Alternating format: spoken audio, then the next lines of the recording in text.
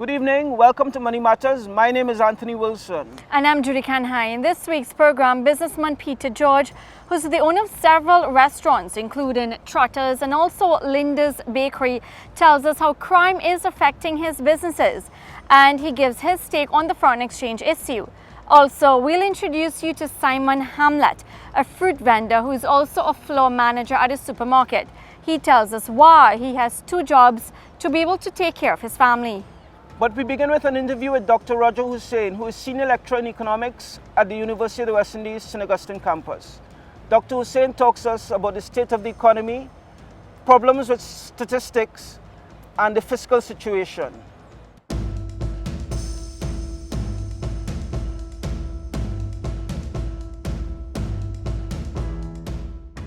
Dr. Hussain, the economic bulletin from the central bank in March 2017 painted a rather dismal picture of the country's fiscal accounts.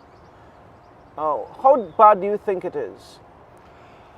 I think it is as bad as the economic bulletin painted, in that the bulletin did a good job of explaining how much revenues, fiscal revenues, we collected in the first quarter of this fiscal year. I think it is down to something like 7.5 billion. It also showed that government expenditure fell from 11.1 billion or thereabouts to about 10.2 billion. But clearly the fiscal deficit is increasing in Trinidad and Tobago. And the report also went on to detail the various reasons why, which has been said various times in the economy and by different commentators, which is that the production of crude oil has fallen, the production of gas has also fallen, oil prices dipped a bit, as did the prices of some of our other export goods, including natural gas. The public debt has reached about 61% of total GDP, and these numbers are not surprising to me. Other indicators in the economy pointed in this direction earlier on. In order to finance the deficit for 2017, the government is going to need to borrow. Is that going to push up the debt to GDP ratio? Of course, once we borrow resources, are dependent mostly on where we borrow, the debt to GDP ratio would continue to rise. I suspect at some point in time again, the state may turn to the Heritage and Stabilization Fund for some proportion of money. Already we have seen that 467 million US, I believe that is the number, is coming from the Caribbean Development Bank for things like facilitating diversification, facilitating productivity, and enabling environment. And they would have to look elsewhere. Once they cannot meet the expenditure outlay, the state would have to borrow.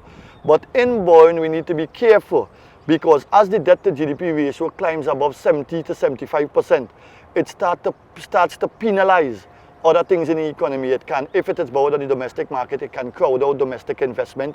It can lead to an increase in taxes later on, and it has other implications for the economy. So I think the solution, whilst in the short term involves some degree of borrowing, over time we need to recognize that there has been a long-term shift in the structure of our fiscal revenues, and we need to cut expenditures in line with what our revenue reality has become.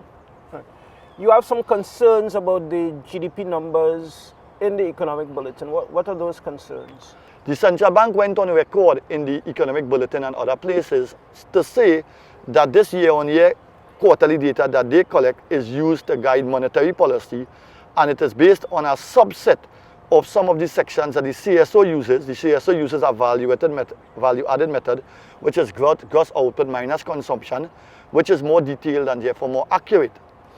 But if it is that using year-on-year central bank data, we are seeing for the first quarter, second quarter, and third quarter of 2016, numbers like minus 5.4, minus 8.2, and minus 10.3, and assuming something close to minus 4% for the last quarter of 2016, this would put the central bank data close to around minus 7% for 2016, the worst contraction since 1933.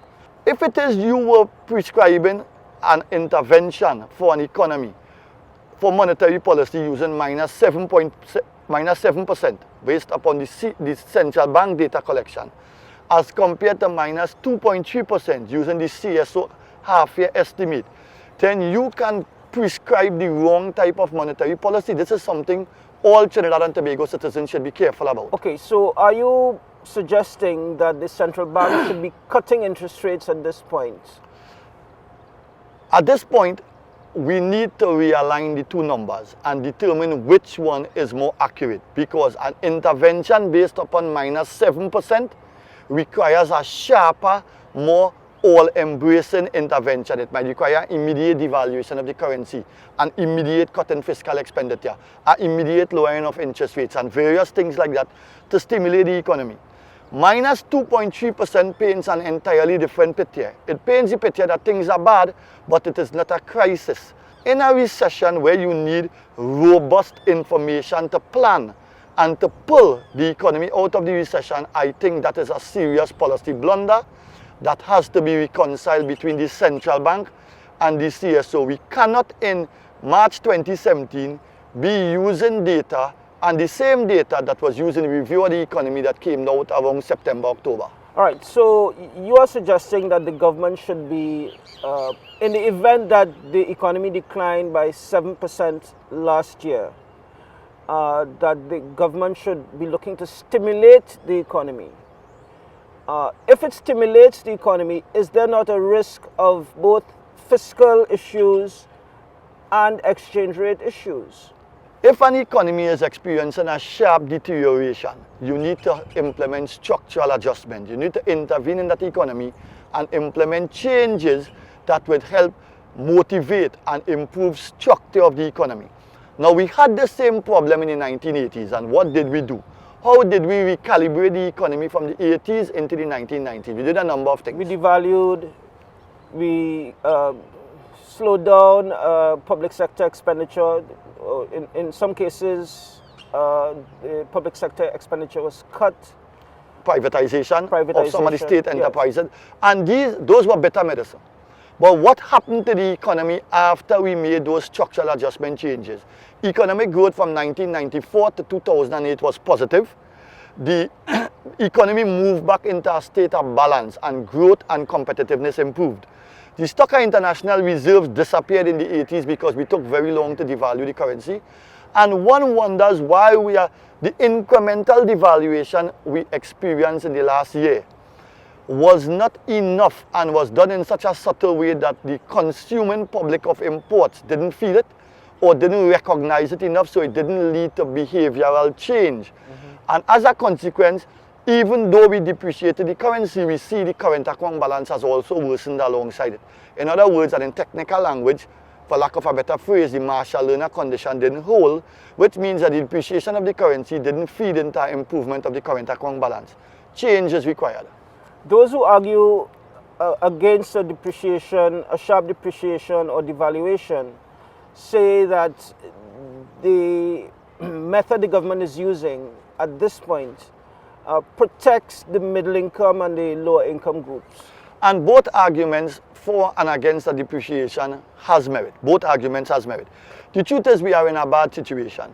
The truth is we have become as a nation accustomed to foreign goods and services in our consumption pattern. The truth is in order to change this, we need to change the relative prices. And as a consequence, I would go towards I would put the currency at about $8 to $1 in the morning. And I would start a process of realignment and recalibrating the economy. It wouldn't be pretty. It would lead to fiscal issues. It would lead to discontent. But it is one of the main mechanisms through which we can initiate change. Another mechanism is to cut government expenditure some more.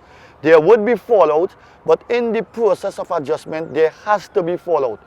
Whilst we were spending money during 2000 to 2010 to 2015 in a broad, deep way, and everybody celebrated and benefited. Now it's time to recalibrate the economy. We need to work together. And so, in other words, everybody has to suffer some pain. We need to minimize the pain, especially on the poorest and most vulnerable.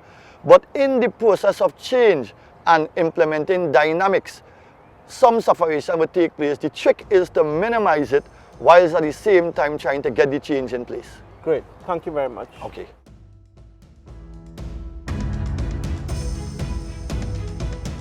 When we come back, Judy speaks with Peter George, businessman and restaurant owner, about the state of the economy and problems getting foreign exchange.